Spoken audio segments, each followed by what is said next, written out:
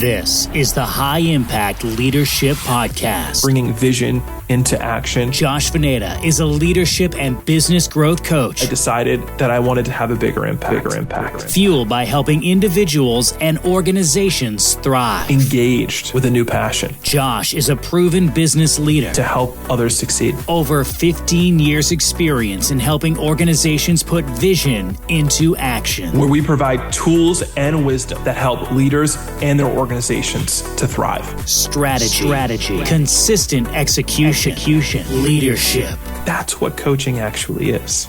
It's an unlocking of what's already there. This is the High Impact Leadership Podcast. Welcome back to another episode of High Impact, a podcast for leaders. My name is Josh Veneta, strategic advisor, and I'll be your host.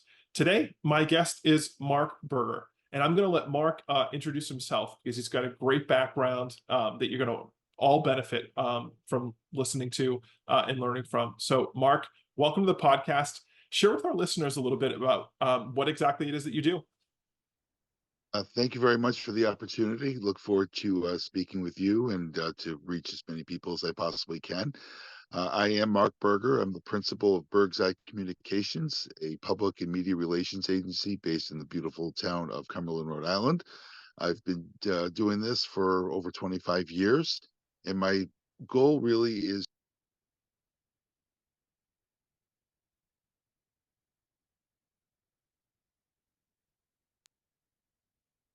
on. You should be good now. Back? Hear you again. Yeah. Okay. Yeah. I had an incoming spam call, so no worries. Sorry about that. Hopefully you can edit that out. We can. Yeah. So, why don't you start back from like my goal is, and we'll pick it up from there. All right. I'll just start from the beginning. Thanks again for having me on, Josh. I look forward to speaking with you and reaching out to as many people as I can. I am Mark Berger. I am the principal of Berg's Communications. It's a public and media relations firm based in the beautiful town of Cumberland, Rhode Island. I handle public and media relations strategies for clients. What that means in English is that I'm a storyteller. I get the word out about who people are and what they do, so that they can reach as many audiences and groups as they possibly can.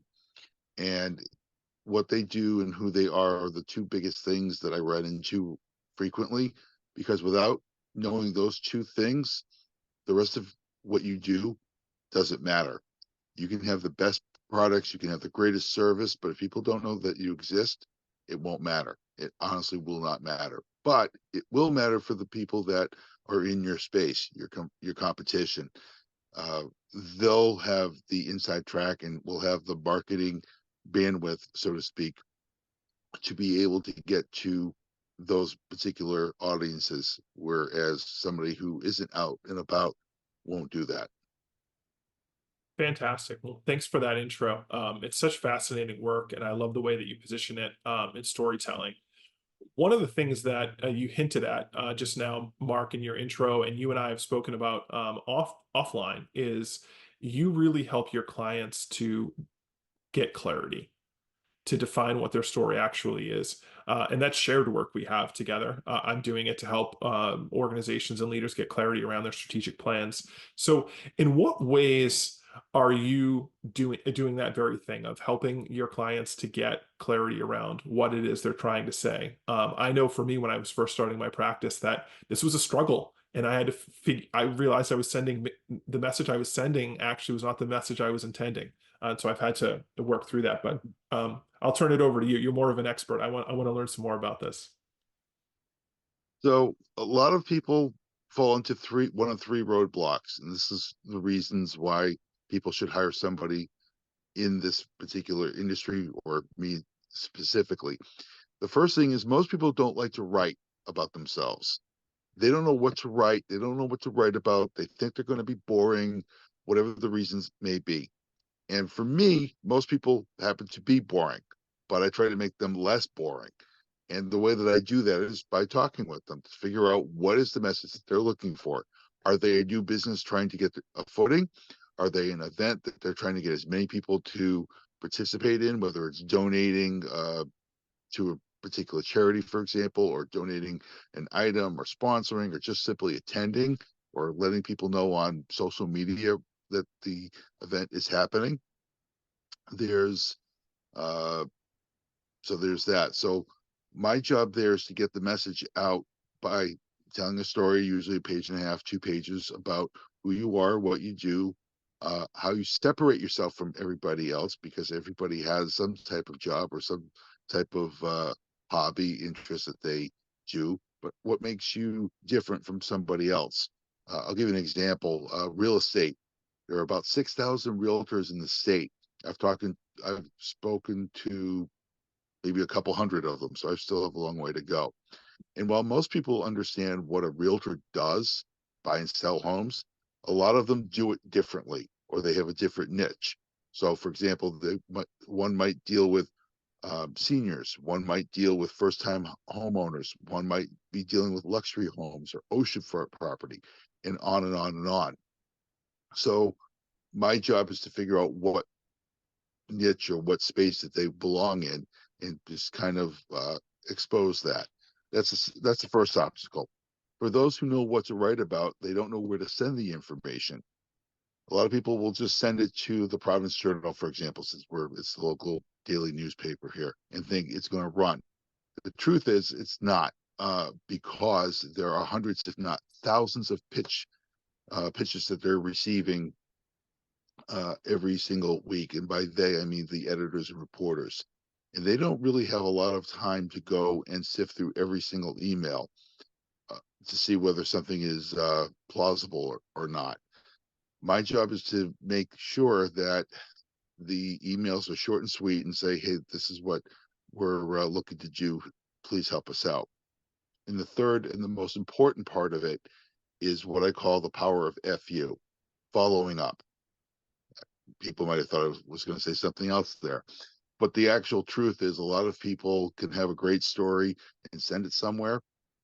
But if they are not following up with the editors and reporters, it's really not going to matter all that much. Because as I said just a minute ago, there are hundreds, if not thousands, of different pitches that are being thrown at them every single week. And you want to be able to put that yourself and your client top of mind. And the way you do that is you can email them, you can call them, and see if they receive the information, because sometimes they don't. It ends up in spam. Or if they have it, if it's something that they'll be interested in. And the other nuance to that is fine to follow up, but you need to know when to follow up. These people are on tight deadlines, and if you call them at the wrong time and start pitching them, they're going to remember that, but not in a good way. So you want to be able to humanize them, so to speak. Kind of throws them off a little bit, because a lot of the time, having been a former newspaper reporter myself, I know that when I'm on a deadline and people are calling me saying, hey, can you do the story on, that's a turnoff.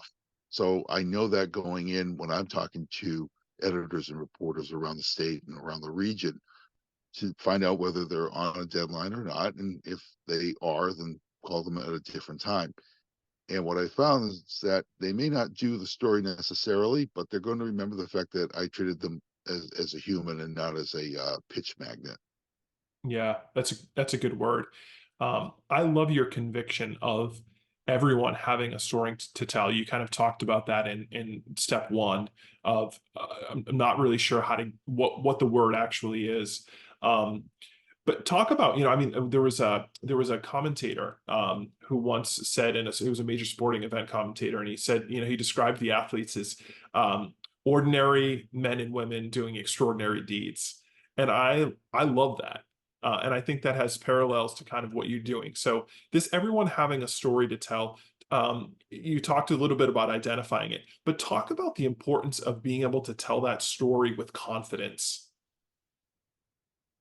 Not always easy, because while everybody does have a story to tell, some stories are much better than others. And that's the actual, honestly, I hate to say that, but that it's true.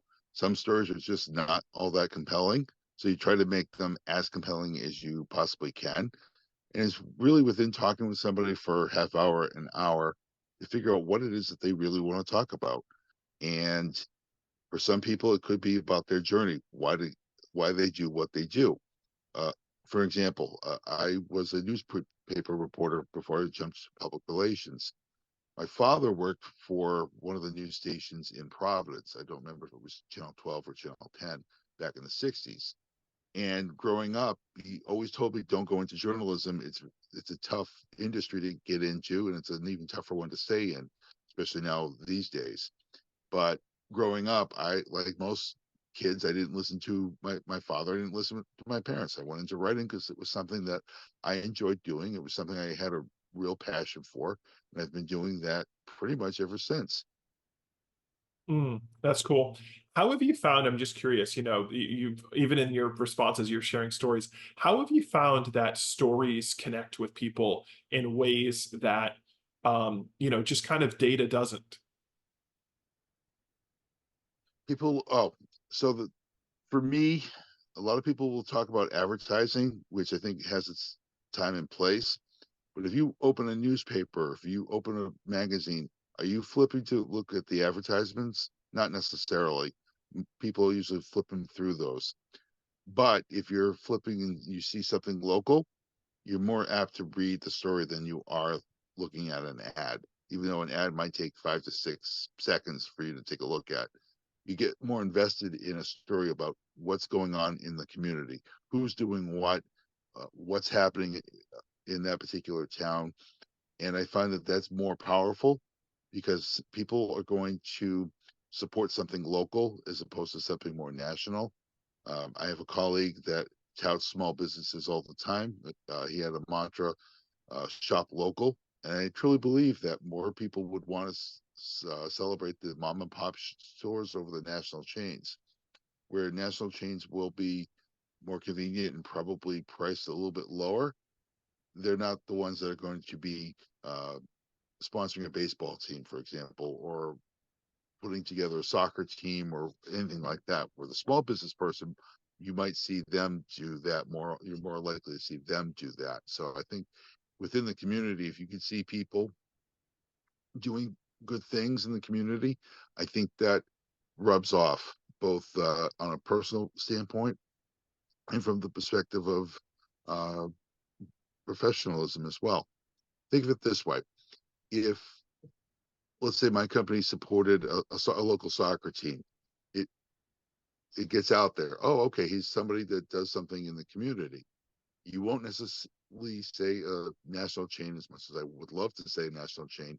You're not necessarily going to say so and so is sponsoring Johnny's little league team, but you might see Berg's Communications sponsor an upcoming event, and people will go, "Oh, that's very interesting," and they might want to learn more about that as well, which is one of those things that I'm trying to get more people involved with is sponsorships, because yes, it costs money to do all these different events, but you get your name out there, you get the recognition, you might get a chance to speak. A lot of events will have the opportunity for people to have their logos on the website or logos on social media, or get to speak at events for a few minutes or so, just to get the name out there. And you never know with who you're seeing or talking to, or who's going to read or see or hear about what's happening. But hopefully, if they hear the name enough times, they're going to remember that. And you want to be top of mind when you or when somebody is looking for your particular service. Yeah. And I think it's like, I pride myself in my practice on just always being a person.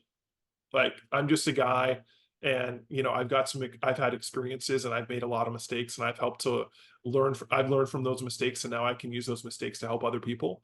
And I think there's something to being human. I don't want to coach as an example, or I wouldn't want to work with someone um who like yourself, who wasn't human. Like I love the fact that you're talking about story and you're talking about humanity and all those types of things, because that just resonates and connects so powerfully, I think, with people. And when kids see, like when somebody's sponsoring my son's little league team or his soccer team or basketball team or whatever the case is, it's like, oh, that's cool. Like, they're invested in the local community, and you do see the types of things, and I think you get the response that you're talking about. Mhm. So And even on social media, So I'm sorry, and even on social media, when I post a story for a company that was featured in Shop and RI magazine or any of the other publications, people will basically they'll comment, "Congratulations! I didn't know this was which is what you were up to, or this is what you were up to." So that kind of helps there as well. It's like, oh, this is kind of like a "Where are you now?" sort of thing, where Yeah. people might not know what people are up to or what they're doing, and maybe it sparks conversation, which is what you're looking for. You're looking for engagement. Yeah, absolutely. So shifting gears just a little bit, we're talking about kind of getting the message out there, but I've coached a lot of salespeople in my career, both before I started my practice and while I was running a sales organization. And one of the biggest reasons that a salesperson doesn't sell more is there's actually no call to action. And it seems so obvious. But it's kind of like what you referencing in the beginning, of your first three principles. What was number three? We'll follow up. So the messaging that you're helping your clients to create is intended to elicit some sort of response. What are some simple ways that maybe solopreneurs or organizations who are listening to the podcast can create calls to action that are true to their story? The biggest one is at the end of every story. The call to action for me is contact information. I can't tell you how many times I've read a story about an upcoming event or a new business or whatever it happens to be, and I get really excited about what they're doing, and there's no way to reach them. You have just wasted your reader's time. You've wasted my time. You've wasted your time. It's almost like saying, what's the point? Put a phone number down, put an email address, put your website down. Even if it's something where your website's under construction, say that it's you have a website that is on its way, but have some sort of uh, contact information. That way, if people have questions, they can contact you and get those questions answered. Make sure that if it's an event, you give them date, place, and time, and then maybe they can look it up on or Google it or do whatever. But without that contact information, you've wasted everybody's time and you've done absolutely nothing to really promote yourself. If anything, it works negatively, because if you have an event or service or whatever out there, but you don't have any way of people getting a hold of you, it's almost as if you don't exist, because who's going to go out and Google your information to call you? There may be one or two people who really want to know about your service, but the vast majority, we all have short attention spans, 6 seconds or so. And people just, unless they can click on something, click on this link below, they're not going to make the extra effort unless they really, really want your service to do that. They're just going to go someplace else instead. Whatever's the path of least resistance, whatever's the easiest for them. You don't want to make it tougher for your potential customers or potential sales, in your case, to go somewhere else because you were careless. Yeah, it's amazing. You think of we learned these things when we were in grammar school, but there is something about the simplicity of them and them they're just being able to provide the information that is necessary. And you think of how much money is spent in your field specifically, Mark, with people trying to brand themselves well and market and engage with the public, and to have those things lacking. Um, is critical, and it is money that it's good money thrown it well yeah, I mean, you're throwing good money away basically. So yeah, good word there on the simplicity. And One one other point, just to Go ahead. illustrate Yeah. the point. So a couple of years ago, there was a local organization that wanted me to sponsor their shirt or what have you. So I did. And when I got the shirt back, I don't remember how many they printed out, but they had my company name spelled incorrectly. They had it as Berg's Eye View Communications. In the 25 years that I've been in business, I've never once said the word Berg's Eye View Communications.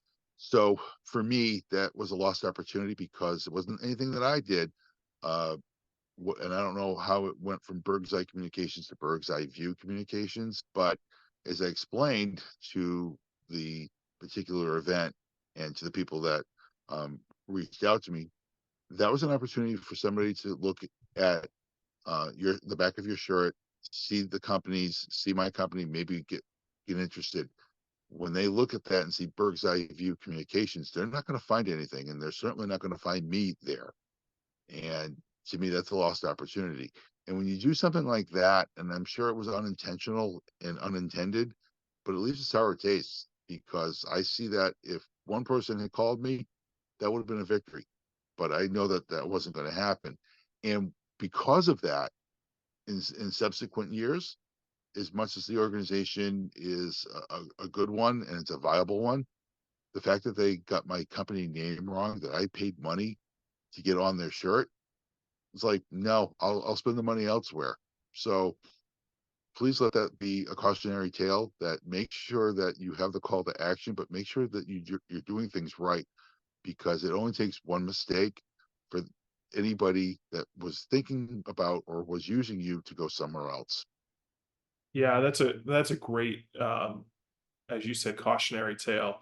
And trust Mhm. is, trust is fractured when things like that happen. And part of, I think, what you're helping your clients to do through story and all this stuff that you've told us so far is you're actually helping them to build trust. And the path to a sale for any organization is the customer first. They have to know us, so they have to identify that we exist. Secondly, they have to like us, right? That there has to be some sort of connection. And the third one is they actually have to trust us enough to give us to give their money away for some sort of service or product. And when something like that happens in your case, Mark, or anyone else's who's listening, that trust piece is lost there. So you have to almost start all over again. And in some ways, you're starting even further back than you did originally. It's the old adage, it takes a lifetime to build your reputation, but it only takes a few seconds to demolish it. Mm, yeah. So when you're working with your clients, as far as deliverables go, what are some key outcomes or indicators that you think they should be watching to see the effectiveness of their branding and their marketing? That's a good question. It's outside of a news service or a clipping service that you pay for them to look to see when or if a message is getting out there. I usually scour the internet. Google's really good for this. In fact, I just did it for another client of mine, and found that they were on Studio 10 earlier this week. And I had sent information to the station. Studio 10, for those who do not know, it's a local news magazine that's on right after the noon news here in Providence. And I had sent them some information about an upcoming event and didn't hear back. But when I did a Google search, I'd found out that Studio 10 had actually done a piece on the music director for RICO, the Rhode Island Civic Chorale and Orchestra, and had talked to them for a couple of minutes about their upcoming event on April 6th in Providence. So that was awesome to hear and to see. And when that happens, then I can post it up on social media, which helps Studio 10, helps JAR TV, helps Rico, helps me, because now more people can see it that may not have seen it, or were working, or whatever the reason happens to be.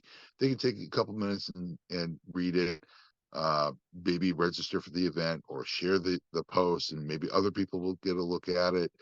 And that's what I'm trying to do as far as generating interest, is to have the opportunity to go on social media or to go on mainstream media and tell people, hey, this is what's happening in your community. You should go out and support it. That's cool. So in that sense, you'd be looking to see engagement with major news outlets or something like that. In most cases, it's really any media. What I do generally is I'll have a list of maybe 15 to 20 outlets throughout Rhode Island, maybe southeastern Massachusetts, and elsewhere if necessary. And when I do the follow up, I will take the information that I receive, whether it's I left a message or sent an email, whatever, and then I will color code when something hits, when something misses, and when something's in limbo, like they're trying to figure out whether they're going to cover it or not. And that it keeps me engaged. It keeps the client in the know.